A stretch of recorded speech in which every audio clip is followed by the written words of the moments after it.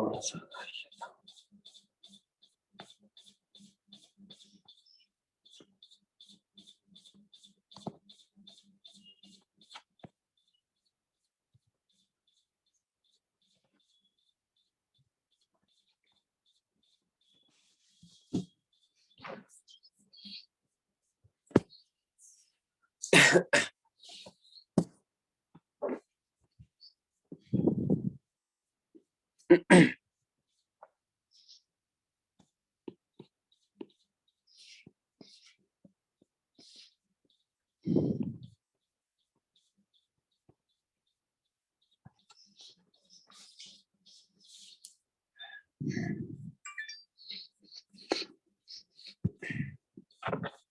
ठीक है, तो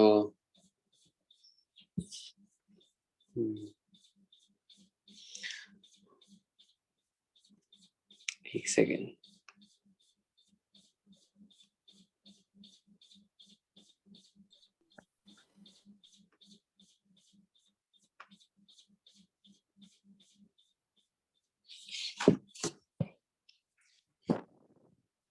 ठीक है, तो ये लास्ट टॉपिक है एसी का, ट्रांसफॉर्मर्स डिस्कस करना है। ट्रांसफॉर्मर्स बहुत ही इम्पोर्टेंट डिवाइस है और इसको हम परवेसिवली ऑलमोस्ट हर इलेक्ट्रिकल मशीन में यूज करते हैं। और ट्रांसफॉर्मर बहुत ज़्यादा यूजफुल है क्योंकि हमें वोल्टेजेस की वैल्यू और करंट की वैल्यू कई बार स्केल अप स्केल डाउन करनी पड़ती है, जिसके लिए हम ट्रांसफॉर्मर्स को यूज करते हैं। ठीक है, ट्रांसफॉर्मर्स कंप्लीटली स्टैटिक डिवाइस होते हैं, इसमें कोई भी रोटेटिंग पार्ट नहीं होता है। ठीक है, जैसे जनरेटर या मोटर होता है उसमें रोटेटिंग पार्ट होता है, इसमें कोई रोटेटिंग पार्ट नहीं होता है। और इसका बेनिफिट यही है कि हम वोल्टेजेस को स्केल अप स्केल डाउन कर सकते हैं। ठीक है, वर्किंग क्या है तो डिस्कस करते हैं। ठीक है, ट्रांसफार्मर का जो ओवरऑल एप्लीकेशन है वो तो इतना, मतलब ट्रांसफार्मर्स को प्रॉपरली एक्सप्लेन करना तो हमारे स्कोप से थोड़ा बाहर चला जाए, बहुत डिटेल में अगर एक्सप्लेन करना है, लेकिन हम बहुत ही सिंपल प्रिंसिपल्स की बेसिस पर ट्रांसफार्मर्स को समझेंगे कि ट्रांसफार्मर कैसे काम करता है, कि किस तरह से वो एक एंड से दूसरे एंड में वोल्टेज को स्टेप अप करता है या स्टेप डाउन करता है। और इसके पीछे principle Faraday's law of induction है। ठीक है,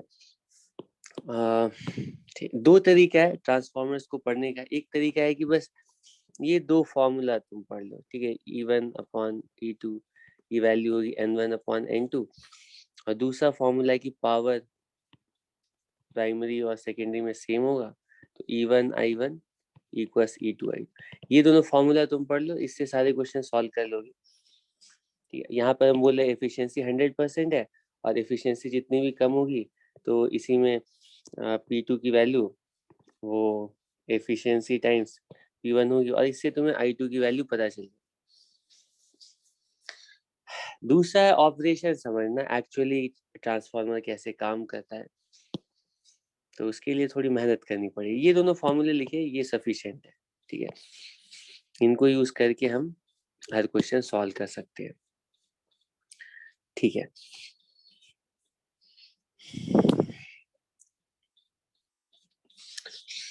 ये तो ट्रांसफार्मर में एक एंड होता है, ठीक है, प्राइमरी साइड, ठीक है, प्राइमरी एंड, जहाँ पे हमारा सोर्स वोल्टेज कनेक्टेड होता है। ठीक है, सोर्स एसी वोल्टेज, लेटेस्ट से यहाँ पर हम अपना सोर्स, यहाँ पर एसी सोर्स कनेक्ट कर देते हैं।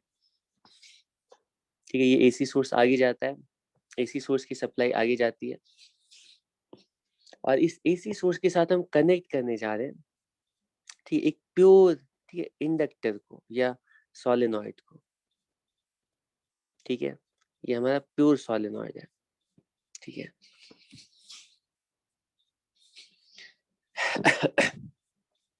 ठीक है, ये हमारा एसी सोर्स हो गया, और ये प्राइमरी ठीक है, प्राइमरी एंड है, ठीक है। यहाँ पे लेट अस से वीपी लिख देते हैं, ठीक है। VP stands for voltage across primary winding. तो ये जो इंडक्टर या सोलेनॉइड ड्रॉ किया है, ठीक है, इसको प्राइमरी वाइंडिंग भी बोलते हैं क्योंकि प्राइमरी साइड में है। प्राइमरी अगर ये है तो सेकेंडरी क्या है, उस पर अभी आ रहा हूँ।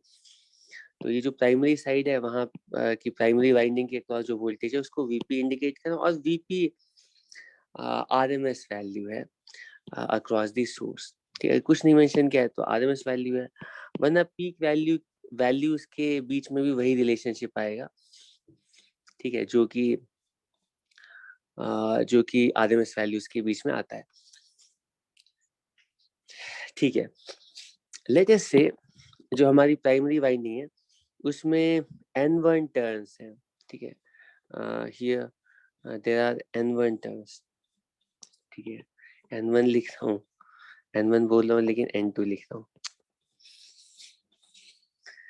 ठीक है, कुछ ऐसा है, ठीक है। इसको किसी और कलर से लिखते हैं, लेट अस से यहाँ पर N1 टर्न्स है, ठीक है।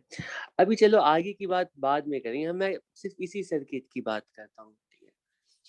तो अगर सिर्फ इस सर्किट को देखा जाए तो ये एसी सर्किट है और प्योर इंडक्टर सर्किट है। हम अज्यूम कर रहे हैं यहाँ पर कुछ ना कुछ रेजिस्टेंस तो होगी, और इस वाइंडिंग की भी कुछ ना कुछ रेजिस्टेंस होगी, वाइंडिंग में जो वायर यूज हुई है उसकी अपनी कुछ ना कुछ रेजिस्टेंस होगी।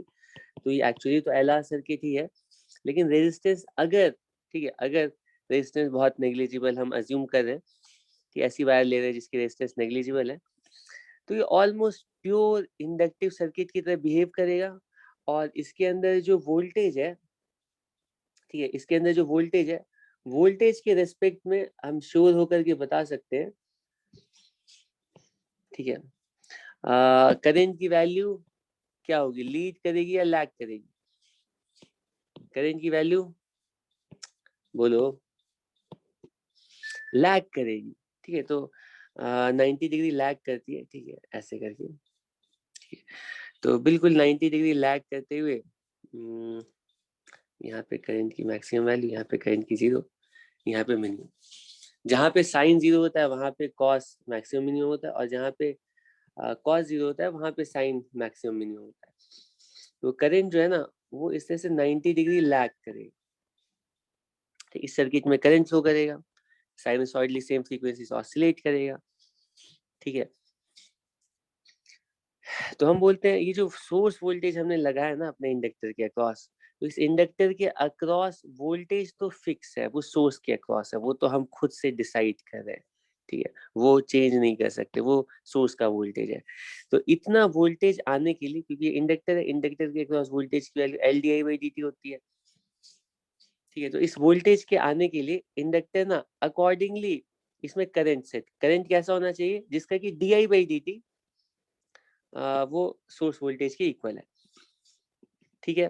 तो इसके अंदर करंट सेटअप होता है, और करंट 90 डिग्री से लैग करता हुआ फ्लो करता है, और ये simple simple inductive AC circuit है, ठीक है। इसमें पूछा जाएगा एनर्जी, तो एनर्जी कोई, ये जो सोर्स है ना कोई भी एनर्जी ट्रांसमिट नहीं कर रहा है, यहाँ पे कुछ करंट फ्लो कर रहा है, ठीक है। आइडियल केस में हम अज्यूम करें बहुत ही स्मॉल करंट है, ठीक है, उसको हम मैग्नेटाइजिंग करंट बोल रहे हैं, ठीक। इसमें जो अभी करंट फ्लो कर रहा है ना इसको हम बोल रहे हैं, ठीक है, इसको हम बोल रहे हैं मैग्नेटाइजिंग करंट, IM, ठीक है। मतलब ये जो करंट है ना, इस करंट की वजह से सोलेनॉइड में मैग्नेटिक फील्ड आई है, और इस मैग्नेटिक फील्ड करंट के वैरी करने की वजह से मैग्नेटिक फील्ड और मैग्नेटिक फ्लक्स इस तरह से वैरी करें कि d∅dt की वैल्यू बिल्कुल प्राइमरी सोर्स वोल्टेज सोर्स के इक्वल है। यहाँ तक की स्टोरी, यहाँ तक कोई प्रॉब्लम नहीं है, सब कुछ क्लियर है, ठीक है, यहाँ तक सब कुछ ठीक चल रहा है, ठीक। इसके बाद क्या करते हैं हम,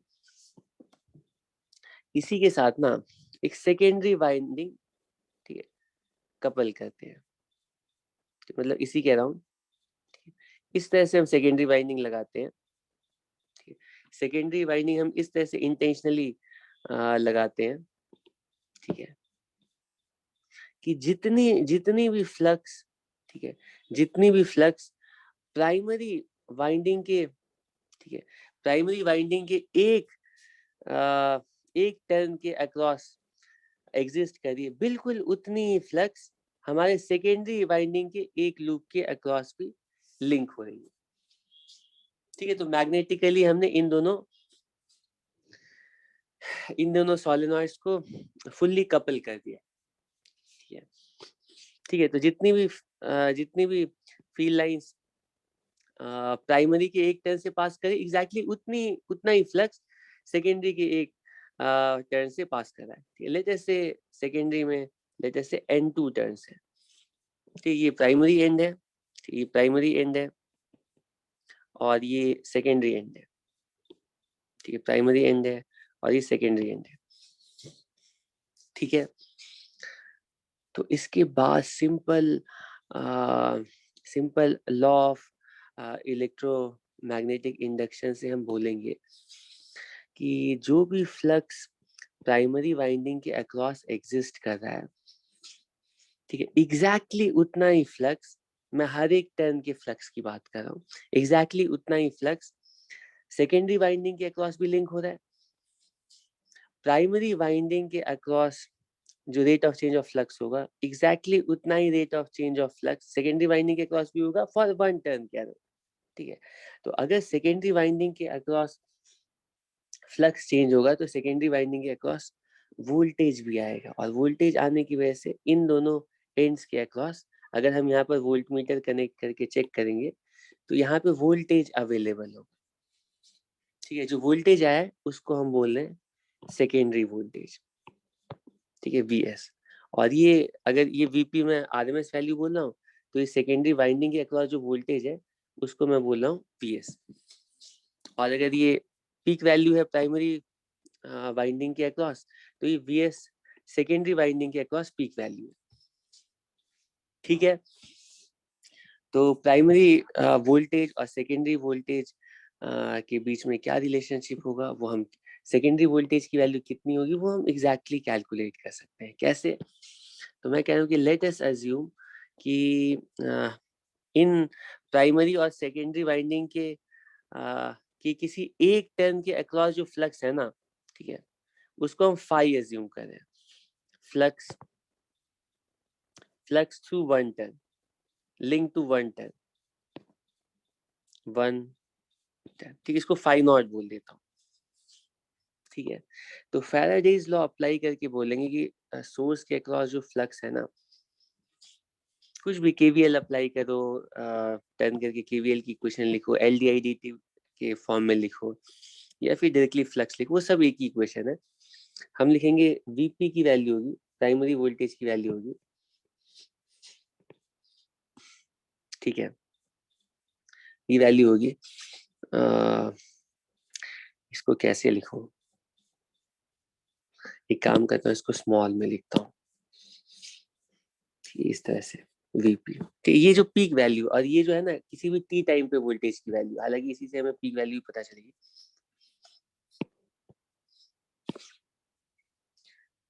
अब बताओ जरा ये क्या वैल्यू होगी, -d5/dt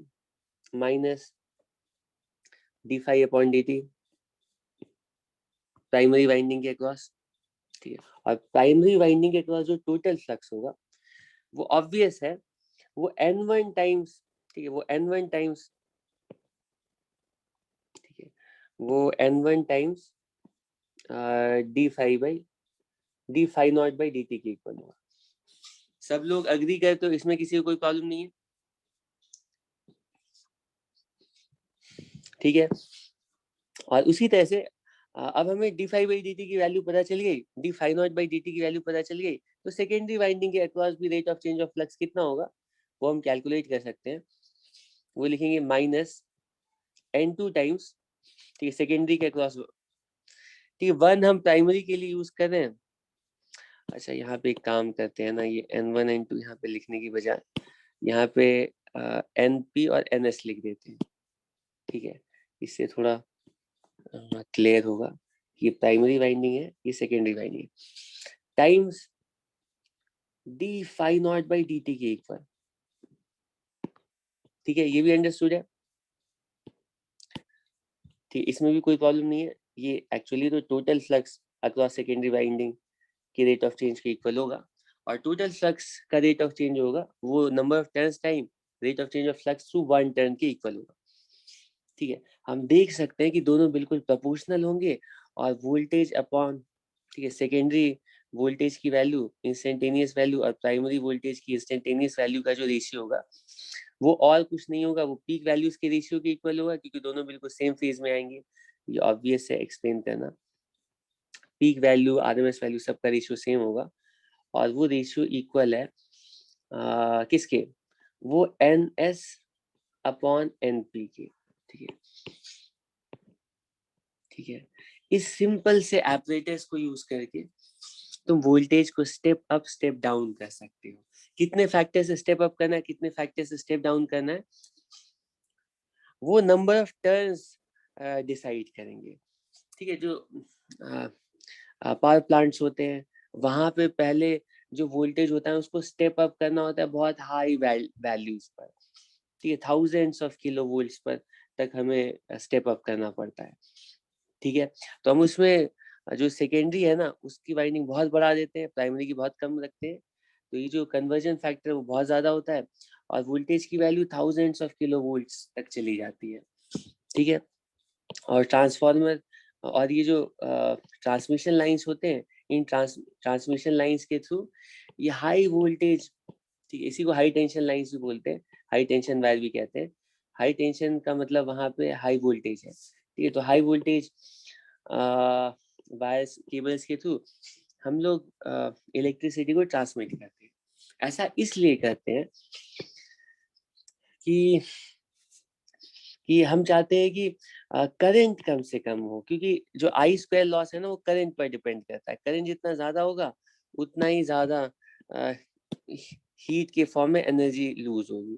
ठीक है, तो अगर हम लोग यहाँ पे वोल्टेज कम रख देते हैं और करंट ज्यादा रखते हैं, और ज्यादा करंट अगर ट्रांसमिशन लाइन से पास करेगा तो ट्रांसमिशन लाइंस की जो अपनी रेजिस्टेंस है उसी की वजह से ट्रांसमिशन लाइन में ही अच्छी खासी एनर्जी लूज हो जाएगी। ठीक है, तो हम लोग एसी पावर को स्टेप अप स्टेप डाउन कर सकते हैं, और स्टेप अप करके बहुत लो वैल्यूज ऑफ करंट से हम इलेक्ट्रिसिटी को एक एंड से दूसरे एंड विदाउट सिग्निफिकेंट लॉस पहुंचा पाते हैं। ठीक है, तुम सोच सकते हो कि हम वोल्टेज इतनी हाई वैल्यू पर ला रहे तो करंट को बहुत कम किया होगा। ठीक है, अभी करंट वाले फैक्टर पर भी ट्रांसफार्मर में आता हूँ। अभी बस मैं बताना चाहता हूँ वोल्टेज को हम स्केल अप स्केल डाउन कर सकते हैं। ठीक है, ट्रांसफार्मर्स को यूज करके। तुम पूछोगे कि करंट को अगर डाउन किया है तो वोल्टेज तो अप हुआ है, और पावर की वैल्यू तो वोल्टेज पर भी डिपेंड करती है। ठीक है, तुम बोलोगे जैसे ये रेजिस्टर है, तुम्हें ऐसा हो सकता है लग रहा हो, और ये जस्टिफाइड है, वी वोल्टेज लगाते हैं, ठीक है, और इसमें आई करंट है, तो पावर की वैल्यू तो एक्चुअली हम भले ही इसको आई स्क्वायर आर लिख दें, लेकिन है तो ये वी आई ही ना। ठीक है, अगर वोल्टेज बढ़ा रहे हैं और करंट कम कर रहे हैं तो ये पावर की वैल्यू तो अभी भी, ठीक है, इसकी डिक्रीज थोड़ी होगी।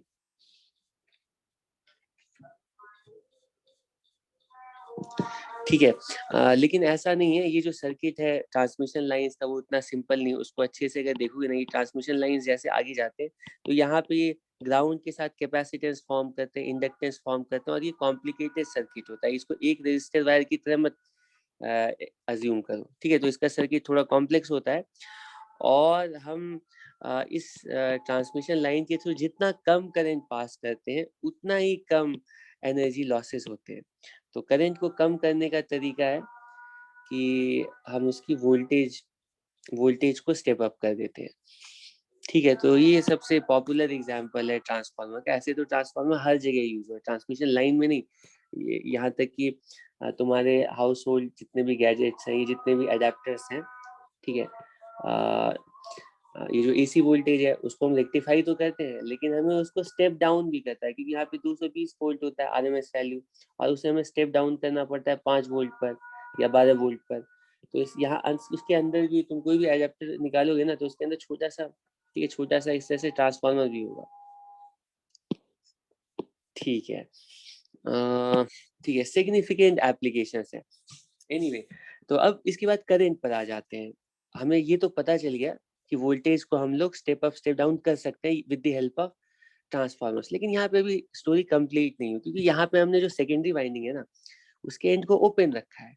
अगर एनर्जी सप्लाइड, एनर्जी डिसिपेटेड देखा जाए तो यहाँ पे कोई रेजिस्टिव एलिमेंट नहीं है। आइडियल केस की बात कर रहा हूँ, यहाँ पे कोई रेजिस्टर नहीं है, और यहाँ पे कोई रेजिस्टर नहीं है, तो यहाँ पे तो कोई एनर्जी कंज्यूम नहीं हो रही। लेकिन यहाँ पे वोल्टेज अवेलेबल है। अगर यहाँ पे रेजिस्टर हम लगा देंगे तो इस वोल्टेज के अकॉर्डिंग, क्योंकि प्योर रेजिस्टर सर्किट है, तो सेम फेज में यहाँ पे साइनसॉइडल करंट भी पास करेगा और रेजिस्टर के अक्रॉस एनर्जी डिसिपेट होगी।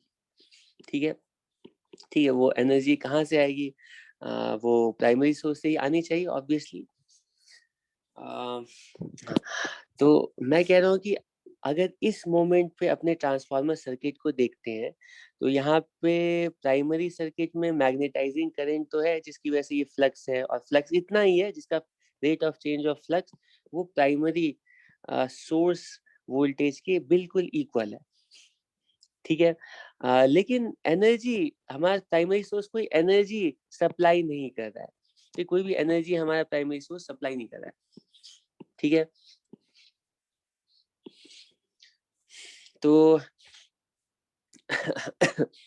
और सेकेंडरी सोर्स में कोई एनर्जी डिसिपेट नहीं होगी।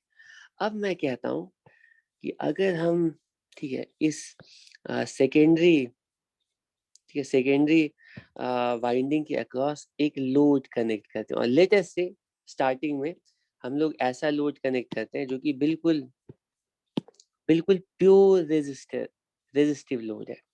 ठीक, सेकेंडरी सेकेंडरी वाइंडिंग के अक्रॉस एक प्योर रेजिस्टर हम कनेक्ट कर देते हैं। अब एक एक करके step by step sequence of event सोचते हैं क्या क्या होगा। तो सेकेंडरी वाइंडिंग में वोल्टेज अवेलेबल है, और वोल्टेज बिल्कुल वैसा ही अवेलेबल है, यहाँ फैराडेज लॉ से हमें पता है, जैसा प्राइमरी वोल्टेज है, बस उसकी वो स्केल अप हो गया है। लेकिन आ, जो भी फेज प्राइमरी वाइंडिंग के अक्रॉस वोल्टेज का होगा, सेम फेज में सेकेंडरी सोर्स के अक्रॉस भी वोल्टेज ऑसिलेट करेगा। तो दोनों प्राइमरी और सेकेंडरी वाइंडिंग के अक्रॉस वोल्टेज सेम फेज में ऑसिलेट कर रहे हैं। तो रेजिस्टर के अक्रॉस ना वोल्टेज के फेज में ही साइनसॉइडल करंट ऑसिलेट करना स्टार्ट करेगा, और हम बोलेंगे हमारे सेकेंडरी वाइंडिंग के अक्रॉस सेकेंडरी करंट फ्लो करना स्टार्ट करेगा। ठीक है, अग्रीड। करंट की वैल्यू कितनी होगी? वो Vs अपॉन R के इक्वल होगी। ठीक है, करंट की पीक वैल्यू होगी वोल्टेज की पीक वैल्यू अपॉन रेजिस्टेंस के इक्वल, और करंट का फेज वो वोल्टेज के फेज में होगा। ठीक है, लेकिन अब इस सेकेंडरी वाइंडिंग में करंट के आने की वजह से सिचुएशन सेम नहीं है। ठीक है, सर्किट सेम नहीं है अब, क्योंकि जैसे ही सेकेंडरी करंट फ्लो करेगा ना हमारे सेकेंडरी वाइंडिंग से, अब क्या होगा पता है? क्या होगा? क्या होगा बताओ? जैसे ही सेकेंडरी वाइंडिंग में करंट फ्लो करना स्टार्ट करेगा, अब इस सेकेंडरी करंट की वजह से हमारे वाइंडिंग्स में नया मैग्नेटिक फ्लक्स इवॉल्व होगा, और नया वेरी मैग्नेटिक फ्लक्स इवॉल्व होगा, जिसकी वजह से ये वोल्टेज की वैल्यू चेंज करेगी। ठीक है, लेकिन क्योंकि हमने इस बाइंडिंग के अक्रॉस वोल्टेज को फिक्स रखा है, और इन दोनों एंड पॉइंट्स के बीच में वोल्टेज की वैल्यू चेंज नहीं कर सकती, तो सोर्स क्या करेगा ना, इस चीज को फाइट बैक करने के लिए, कि सोर्स के अकॉर्डिंग इंडक्टर के एंड्स के अक्रॉस जो rate of change of flux की वैल्यू, यानी जो फ्लक्स की वैल्यू है, वो उतनी ही होनी चाहिए जितनी की मैग्नेटाइजिंग करंट की वजह से पहले सेटअप हुई थी। क्योंकि फ्लक्स अगर चेंज करता है तो सोर्स वोल्टेज चेंज करेगा, जो कि पॉसिबल नहीं है। तो इस चीज को ये प्राइमरी सोर्स कैसे फाइट बैक करता है पता है? बिल्कुल उसी तरह से ना, अब ये सेकेंडरी करंट यहाँ पर ड्राइव करता है। ठीक है, sorry sorry, primary current drive करता है। मैग्नेटाइजिंग करंट तो है ही, जिसकी वजह से एक्चुअली फ्लक्स आ रहा है, और ये साथ साथ प्राइमरी करंट भी ड्राइव करता है। ठीक है, और प्राइमरी करंट उसी तरह से सर्किट में ड्राइव होता है जैसे सेकेंडरी करंट ड्राइव हो रहा है। ठीक है, और प्राइमरी करंट का काम ये है कि वो उतना ही फ्लक्स प्रोड्यूस करे जितना कि सेकेंडरी करंट प्रोड्यूस कर रहा है ऑपोजिट डायरेक्शन में। ठीक है। तो ये सेकेंडरी करंट का जो फ्लक्स का जो मॉडिफिकेशन है उसको काउंटर बैलेंस करने के लिए प्राइमरी सोर्स कैसे इसको काउंटर बैलेंस करता है, ये प्राइमरी करंट ड्राइव है। ठीक है, लेकिन अब प्रॉब्लम है, ठीक है, प्रॉब्लम ये है कि सेकेंडरी करंट का जो फेज होगा वो सेकेंडरी वोल्टेज के फेज में होगा, और सेकेंडरी वोल्टेज का जो फेज है वो प्राइमरी वोल्टेज के फेज में है। ठीक है, तो सेकेंडरी करंट का जो फेज है ना, सेकेंडरी करंट जो था वो प्राइमरी वोल्टेज के साथ ऑसिलेट कर रहा था। ठीक है, और ये जो प्राइमरी करंट है ना, क्योंकि इसको सेकेंडरी करंट के इफेक्ट को नलीफाई करना है, तो प्राइमरी करंट जो है बिल्कुल सेम फेज में ऑसिलेट करेगा। ठीक है, और सेम फेज में ऑसिलेट करने का मतलब है, ठीक है, सेम फेज में ऑसिलेट करने का मतलब अब इस प्राइमरी करंट की वजह से हमारा जो सोर्स है ना, वो सर्किट में कुछ पावर सप्लाई करेगा। ठीक है, वो कुछ एनर्जी यहाँ पर कुछ सप्लाई करेगा, और वो उतना ही एनर्जी सप्लाई करेगा। हम बोलते हैं कि अगर हमारे इस पूरे सिस्टम में अगर हमारे सिस्टम में, ठीक है, if copper losses are negligible. ठीक है, सबसे पहला होता है कॉपर लॉसेस। कॉपर लॉस का मतलब समझा दो, कॉपर लॉस का मतलब ये जो वाइंडिंग की अपनी रेजिस्टेंस है ना, तो ये इंजीनियरिंग टर्मिनोलॉजी है, हम लोग ट्रांसफार्मर्स कंस्ट्रक्ट करते हैं तो उसमें लॉसेस को अलग अलग कैटेगरी में रखते हैं। तो कॉपर लॉस का मतलब होता है कि इन ये जो कंडक्टिंग वायर्स है ना, इन वायर्स की अपनी रेजिस्टेंस वो अगर हम अज्यूम करें बिल्कुल नेग्लिजिबल है। दूसरा, आयरन लॉसेस, ठीक है, नेग्लिजिबल है। ठीक है, आयरन लॉसेस का मतलब क्या होता है, आयरन लॉसेस का मतलब क्या होता है, ठीक है, आयरन लॉसेस का दो मतलब होता है, एक होता है हिस्टेरेसिस लॉस। ठीक है, तो इनको मैं एक्सप्लेन कर रहा हूँ अभी 1 मिनट में, पहले मुझे बाकी पॉइंट्स का, ठीक है। और हम अगर एज्यूम करें कि फ्लक्स लीकेज भी 0 है, ठीक है, हम एज्यूम करें जितनी भी फ्लक्स, क्योंकि ऐसा मतलब आइडियल कंडीशन तो फॉलो नहीं होगी, कुछ ना कुछ फ्लक्स लीक कर सकता है। तो अगर फ्लक्स लीकेज भी 0 है, ठीक है, मतलब जितना भी फ्लक्स प्राइमरी में उतना फ्लक्स सेकेंडरी में, मैं 1/10 की बात कर रहा हूँ। ठीक है, तो हम कह सकते हैं कि कोई भी एनर्जी अगर लॉस नहीं हो रही है, यही हमारा सोर्स है, तो ये जितनी एनर्जी सप्लाई कर रहा है उतनी एनर्जी सेकेंडरी वाइंडिंग के रेजिस्टर के अक्रॉस डिसिपेट होगी। और और हम बोलेंगे प्राइमरी वोल्टेज और सेकेंडरी वोल्टेज ये आरएमएस वैल्यूज हैं, और पीक वैल्यूज के लिए भी यही रिलेशनशिप आ जाएगा, तो उसमें टेंशन नहीं लेना है। तो पावर सप्लाई और पावर डिसिपेटेड उसकी वैल्यू चेंज नहीं हो सकती है। पावर डिसिपेटेड है VSIS, और पावर सप्लाइड है VPIP, और ये पावर नॉन जीरो होगा। ठीक है, ये इंडक्टर सर्किट तो है, लेकिन यहाँ पे एक, ठीक है, सेम फेज वाला भी एक्सटर्नल करंट आ गया। उसका रीजन क्या है, रीजन है ये बैक, यहाँ पे जो ऑपोजिट सेंस में ना एक एक्स्ट्रा फ्लक्स चेंज आ रहा है। ठीक है, जिसको हम लोग बैक EMF बोलते हैं, वो मैं एक्सप्लेन करूंगा। ठीक है, लेकिन अभी इस तरह से बस समझो कि जो एक्स्ट्रा फ्लक्स है ना, उसको काउंटर बैलेंस तो करना पड़ेगा। तो कैसे करता है, ये जो सोर्स है ना, वो एक्स्ट्रा करंट ला करके उस एक्स्ट्रा फ्लक्स को काउंटर बैलेंस करता है, और वो जो एक्स्ट्रा करंट होता है ना, उससे पावर सोर्स, वो करंट जो है सोर्स से पावर एक्सट्रैक्ट करेगा। ठीक है, और ये कंडीशन अगर होल्ड करेगी तो हम लिखेंगे secondary winding, secondary upon primary current की वैल्यू होती है एन, ये इसको लिखेंगे VP अपॉन VS, और ये NP अपॉन NS। ठीक है, तो करंट का जो रेशियो होगा वाइंडिंग्स के ऑपोजिट रेशियो में होगा। ठीक है, और वोल्टेजेस का जो रेशियो होगा वो नंबर ऑफ टर्न्स के ही एक्चुअल रेशियो में होगा। ठीक है, और ऐसा हम तब बोलेंगे जब पावर लॉसेस बिल्कुल 0 है, ठीक, एनर्जी लॉसेस बिल्कुल 0 है। हम बिल्कुल आइडियल कंडीशन अज्यूम करिए, जितने टाइप्स के लॉसेस यहाँ पर लिखे हैं वो अगर नेग्लिजिबल है, तो उस केस के लिए मैं ये कंडीशन बता रहा हूँ। ठीक है, प्राइमरी और ये सेकेंडरी। हाँ, अगर मान लो कुछ लॉसेस हो रहे हैं तो उसमें, तो ट्रांसफार्मर का काम है कि ट्रांसफार्मर एनर्जी नहीं, ये एनर्जी मैन्युफैक्चरिंग डिवाइस नहीं है। ट्रांसफार्मर का काम है वोल्टेज और करंट को, ठीक है, ठीक है, स्टेप अप स्टेप डाउन करना। तुम बोलोगे कि अगर एनर्जी इसने सप्लाई की ही नहीं है तो ट्रांसफार्मर तो यूजलेस है, क्योंकि कितना क्योंकि हमारे पास तो सोर्स था ना एनर्जी सप्लाई करने के लिए, ट्रांसफार्मर आके किया क्या, ट्रांसफार्मर का अपना रोल है क्या, जो एनर्जी सप्लाई करने वाला सोर्स है, सारी एनर्जी जब सोर्स ही सप्लाई कर रहा है तो ये डायरेक्टली रेजिस्टर को सफिशिएंट एनर्जी सप्लाई कर देता। ये सही बात है, लेकिन इतना भी सही नहीं है, क्योंकि हमेशा जरूरी नहीं कि सोर्स केपेबल हो लोड को सफिशिएंट एनर्जी सप्लाई करने का। ठीक है, हो सकता है हमारा जो लोड है ना उसकी वोल्टेज रेटिंग ही ज्यादा हो, ठीक है, और हमारे सोर्स की वोल्टेज कम हो। हमारे पास ऐसी मशीन है जो कि मान लो 5000 वोल्ट पर ही काम करती है और 10 वोल्ट है, तो 10 वोल्ट से तुम ऐसी मशीन को ड्राइव ही नहीं कर सकते, लेकिन ट्रांसफार्मर यूज करके ड्राइव कर सकते हो। 500 टर्न रेशियो वाला ट्रांसफार्मर लगाओ, तो तुम इस मतलब ट्रांसफार्मर को यूज करके इस हाई वोल्टेज वाले डिवाइस को भी रन कर सकते हो, जो कि ऐसे पॉसिबल नहीं था। मतलब इसके अलावा कोई दूसरी पॉसिबिलिटी नहीं थी।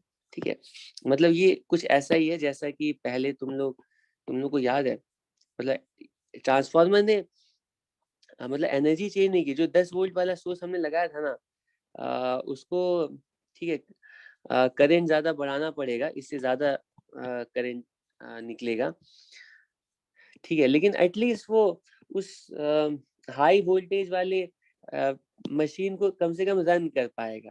ठीक, ऐसे डायरेक्टली तो वो कभी वो मशीन को चला ही नहीं पाता। जैसे एग्जांपल ये वैसा ही है जैसे ये तुम लोगों ने रोटेशन में पढ़ा था ना, लीवर पुली सिस्टम।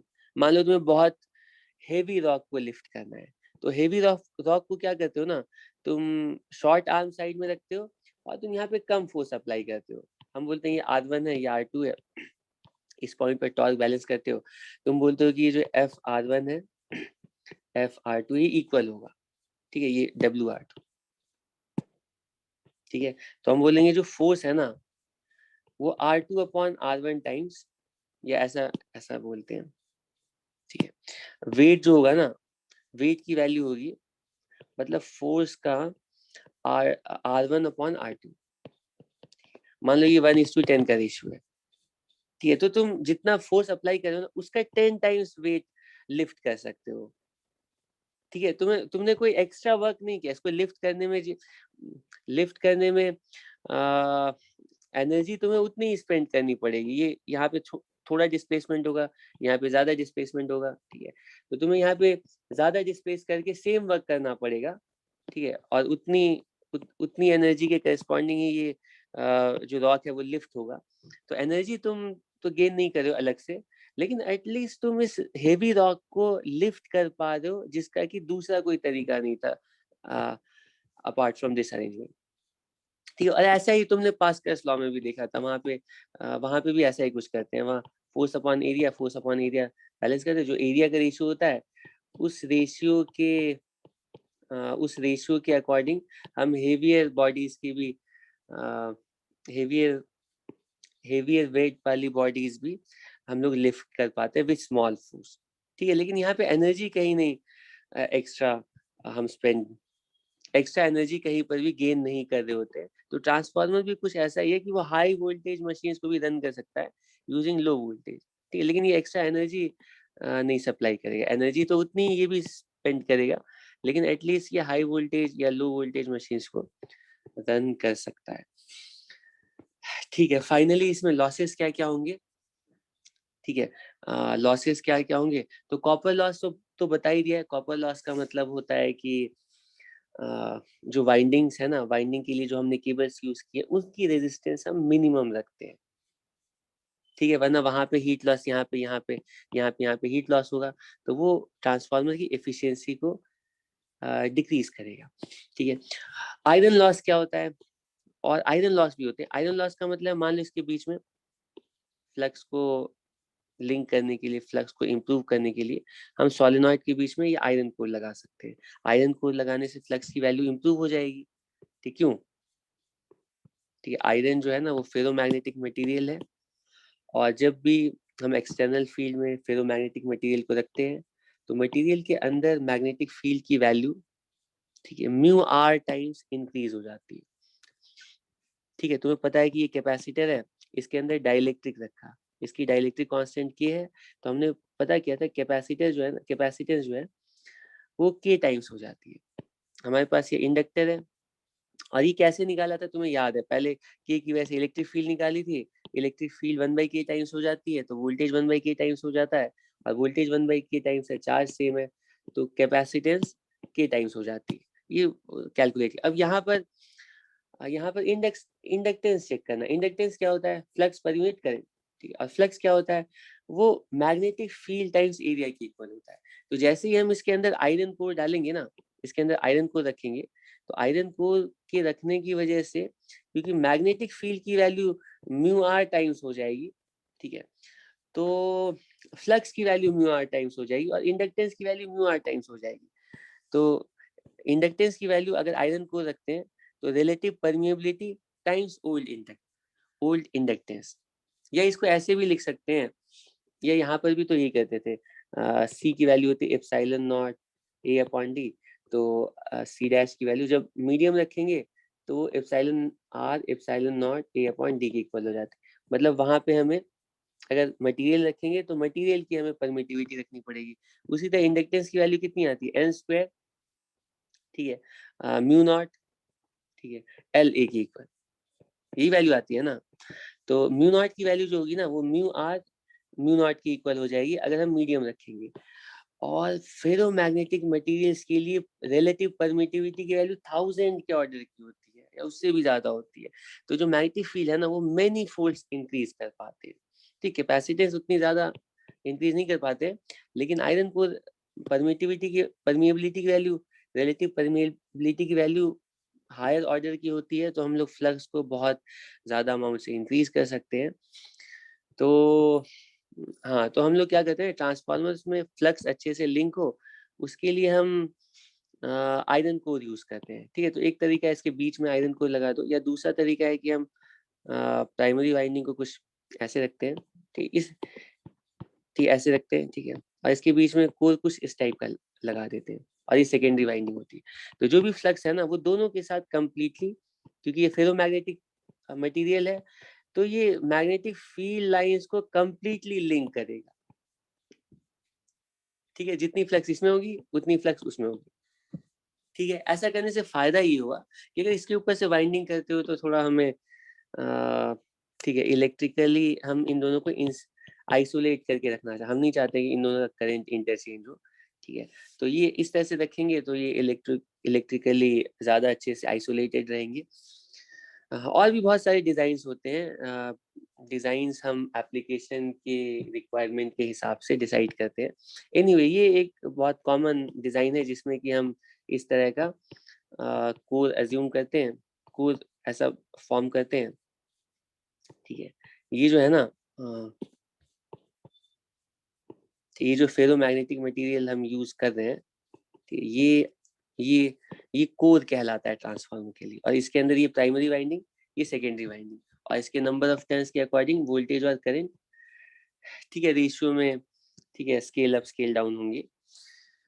तो ये कोर लॉसेस में जो कोर के अंदर जो लॉसेस होते हैं ना उसी को आयरन लॉसेस भी बोलते हैं, कोर लॉसेस भी बोलते हैं। उसमें कौन कौन से लॉसेस हो सकते हैं, तो सबसे पहला तो लॉस होता है एडी करंट लॉसेस, ठीक है, क्योंकि इसके अंदर फ्लक्स चेंज कर रहा है। तो फ्लक्स चेंज करते टाइम में, वैसे तो ये फ्लक्स चेंज करके हम दूसरी वाइंडिंग में फ्लक्स चेंज करके ही एनर्जी को ट्रांसफर कर रहे हैं, ठीक है। प्राइमरी एंड से सेकेंडरी एंड में जो एनर्जी ट्रांसफर हो रही है वो इन दोनों के फ्लक्स लिंकेज की वजह से ही हो रही है, ठीक है। काम पहले भी करते थे इंडक्शन में, सारे एग्जांपल्स तुम देखते थे ना। ये मान लो हमारे पास ऐसे करके, ठीक, कॉइल है, ठीक है, और ये हमारे पास मैग्नेट है, ठीक है। तो हम क्या करते थे, मैग्नेट को ऐसे मूव कराते थे, तो मैग्नेट को मूव कराने पर, ठीक है, ये दोनों आपस में कनेक्टेड नहीं है लेकिन इनका फ्लक्स लिंक्ड है ना, तो मैग्नेट को मूव कराने पर एनर्जी ट्रांसफर होती थी, ठीक है। या इसमें तो लग रहा है कि एनर्जी, मतलब हम कॉइल पर वर्क कर रहे हैं और कॉइल के अंदर ही एनर्जी आ रही है। तो मैं कह रहा हूँ एक काम करो, तुम कॉइल को वैसे ही रहने दो, ये मैग्नेट को यहाँ से ऐसे मूव करो, ठीक है, मैग्नेट इसको पास ला रहे हैं, ठीक है। तो हमें कुछ वर्क करना पड़ेगा, ठीक है, वर्क करना पड़ेगा। ये जो वर्क हम कर रहे हैं ना, ये कॉइल के अंदर इलेक्ट्रिकल फॉर्म में ट्रांसफर होती है, ठीक है। एक्चुअली हम यहाँ पे मैग्नेटिक फील्ड को वैरी कर रहे हैं, इलेक्ट्रिक फील्ड प्रोड्यूस कर रहे हैं, और हमें फोर्स अप्लाई करना पड़ा, वो फोर्स इनडायरेक्टली इस कॉइल के अंदर के इलेक्ट्रॉन्स को पुश करके सर्कुलेट करा रहा है। तो ये सब हम पहले से डिस्कस कर चुके। और मान लो ये जो मैग्नेट है ना, इस मैग्नेट की जगह, मैग्नेट को इधर की तरफ, मैग्नेट को चाहो तो आगे की तरफ ट्रांसलेट करो, मैं कह रहा हूँ मैग्नेट भी हटाओ, यहाँ पे एक और कॉइल ले आओ, ठीक है, और ये दूसरा कॉइल है, ठीक है?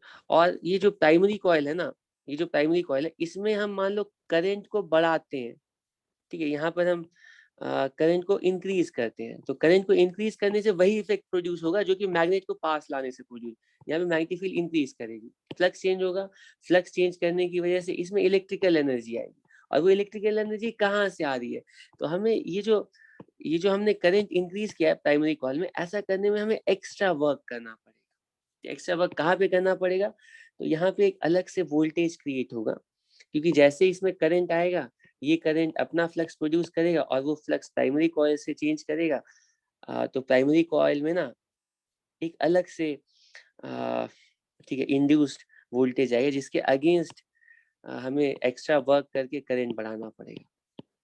ठीक, इस ये एक बार में तुम देखोगे तो थोड़ा तुम्हें थोड़ा रुक करके आराम से पेशेंस रख करके एक एक करके हर केस के लिए ना एनर्जी ट्रांसफर को समझना पड़ेगा। सबसे पहले तुम मैग्नेट को फिक्स रखो, कॉइल को मूव कराओ, फिर कॉइल को फिक्स रखो, मैग्नेट को मूव कराओ, फिर कॉइल को फिक्स करो और दूसरी कॉइल का करंट बढ़ाओ, फिर सोचो किस तरह से एक पार्ट से एनर्जी दूसरे पार्ट में ट्रांसफर हो रही है। ठीक है, तब तुम्हें थोड़ा प्रॉपरली समझ में आ जाए। हालांकि सब में ऑलमोस्ट सिमिलर फिनोमेना हो, यहाँ पे भी ऐसा ही हो रहा है, यहाँ पे भी जो एनर्जी ट्रांसफर हो फ्लक्स लिंकेज के थ्रू हो रही है, तो हमें इसमें करंट बढ़ाने के लिए ना एक्स्ट्रा वर्क करना पड़ा है, क्योंकि बैक ईएमएफ आ रहा है। ठीक है, बैक ईएमएफ भी चलो मैं 1 मिनट में तुम्हें थोड़ा आइडिया दे देता हूँ। तो जो एक्स्ट्रा एक्स्ट्रा वर्क हमें करना पड़ेगा ना, वही सेकेंडरी वाइंडिंग के अक्रॉस स्पेंड हो रही है। हाँ, तो मैं कह रहा था कि कोर लॉसेस क्या क्या होते हैं।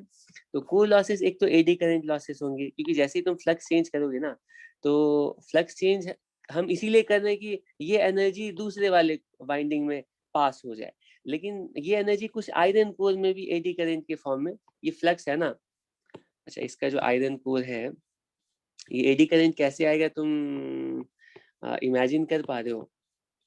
ठीक है, इस कोर में एडी करंट कैसे आएगा? ठीक है, ये भी क्वेश्चन पूछा जाता है, हालांकि ये ठीक है।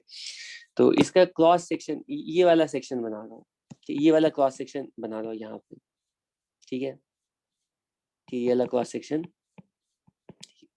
ये वाला जो क्रॉस सेक्शन इसको ड्रॉ कर रहा हूँ। तो इस क्रॉस सेक्शन को अगर देखोगे यहाँ पे, ठीक, इस वाले क्रॉस सेक्शन को, इसके अंदर से ही तो फ्लक्स और मैग्नेटिक फील्ड लाइंस पास कर रही थी ना, ठीक है, तो फ्लक्स इसके अंदर से यूं चेंज कर रहा था, ये फ्लक्स ऐसे जा रहा है, ठीक है, फील्ड लाइंस ऐसे जा रही है, फील्ड लाइन इसको क्रॉस कर रही थी, ये फ्लक्स चेंज कर रहा है, तो इसी के अंदर ना eddy current clockwise and anti clockwise ऐसे ऑसिलेट कर रही है। एडी करंट लॉसेस होंगे, और इतने ज्यादा लॉसेस होंगे कि इमीडिएटली ये मेल्ट करने लगेगा, बहुत बहुत ज्यादा हीट प्रोड्यूस होगा।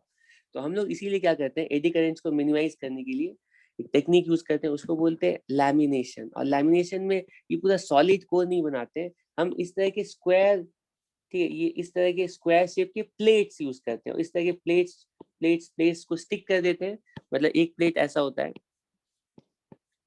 ठीक है। तुमने वैसे ये ट्रांसफार्मर कॉइल कभी खोला है अपने से?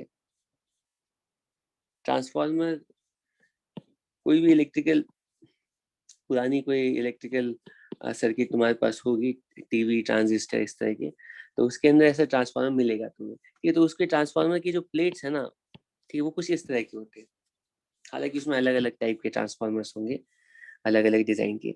हाँ, तो प्लेट्स के फॉर्म में रखने की वजह से क्या होता है ना, कि ये वाला जो क्रॉस सेक्शन है ना, अब ये क्रॉस सेक्शन कैसा होता है पता है, ये क्रॉस सेक्शन इस तरह का हो जाता है, ये प्लेट्स हैं अलग अलग, ठीक है, इनके बीच में गैप होता है, लेकिन एयर नहीं रखते, हम क्या करते हैं, इसको ऑयल में डिप कर देते हैं कई बार, ठीक है, अगर गैप की वजह से लॉसेस बढ़ने के चांसेस रहते हैं। अब एडी करंट इतने कम होते हैं, ठीक है, अब एडी करंट बहुत मिनिमाइज हो जाते हैं, तो लॉसेस कम होते हैं, लेकिन एडी करंट जीरो नहीं होंगे, ठीक है। तो कोर लॉसेस में एक तो एडी करंट लॉस हो गया, ठीक है, कोर में एडी करंट लॉस हो गया, और दूसरा हो गया, ठीक है, और दूसरा हो गया hysteresis loss. Hysteresis loss explain कर चुका हूँ कि फेरोमैग्नेटिक मटेरियल के अक्रॉस अगर हम ठीक है, अगर हम ठीक है एक्सटर्नल फील्ड को चेंज कराते हैं, तो तुम्हें बताया था कि इसका जो कर्व होता है ना, कि जो इंड्यूस मैग्नेटिक फील्ड होती है वो कुछ इस तरह की आती है। ठीक है, तो हर एक साइकिल में जब सेम स्टेट में पहुंच जाती है, तो एक्चुअली क्या होता है, इसके अंदर के जो मैग्नेटिक डाइपोल्स होते हैं वो क्लॉक ऐसे ऐसे ऑसिलेट करते हैं। ठीक है, ऑसिलेट करने की वजह से एनर्जी लॉस होती है वो थर्मल फॉर्म में, क्योंकि क्योंकि मैग्नेटिक डाइपोल्स ऐसे ऐसे ऑसिलेट करेंगे ना, तो कुछ एनर्जी वो इसके इस मटेरियल के अंदर ही थर्मल फॉर्म में रह जाएगी, मतलब इसकी ठीक है एनर्जी यहाँ पर कुछ हीट के फॉर्म में डिसिपेट होगी हर एक साइकिल में। तो वो एनर्जी लॉस उतनी ज्यादा होती है जितनी की हिस्टेरेसिस लूप का एरिया होता है। तो हिस्टेरेसिस लॉसेस को मिनिमाइज करने के लिए हम लोग क्या करते हैं, ऐसा मटेरियल यूज करते हैं जिसके अंदर ये एरिया कम से कम है। स्टील अच्छी चॉइस है। ठीक है, आयरन कोर भी यूज करते हैं, स्टील भी यूज कर अगर सिर्फ हिस्टेरेसिस लॉस मिनिमाइज करना है तो स्टील अच्छा ऑप्शन है। ठीक है, ये दोनों लॉसेस हो गए। और फ्लक्स लीकेज, तो फ्लक्स लीकेज की वजह से भी जो वोल्टेज का रेशियो है ना वो प्रॉपरली नहीं होगा, और ये जो ऑपरेशन हम डिस्कस कर रहे हैं, तो ये रेशियो बिल्कुल वैसे ही नहीं आएगा जितना कि हम लोगों ने कैलकुलेट किया, उसमें थोड़ी बहुत मॉडिफिकेशन आएगी। ठीक है, क्योंकि कुछ ना कुछ फ्लक्स चाहे कैसा भी मटेरियल हो उसमें कुछ ना कुछ फ्लक्स यहाँ से ना ऐसे इधर और कुछ ना कुछ फ्लक्स इधर लीक कर जाएगा। ठीक है, थैंक यू, दैट्स ऑल। ठीक है, इतना ही तुम लोग को पढ़ना है ट्रांसफार्मर में। और हाँ, इसमें एक और पॉइंट रहता है रेजिस्टेंस वाला, तो वो मैं नेक्स्ट क्लास में, ठीक है कल की क्लास में ठीक है एक्सप्लेन कर दूंगा। Thank you.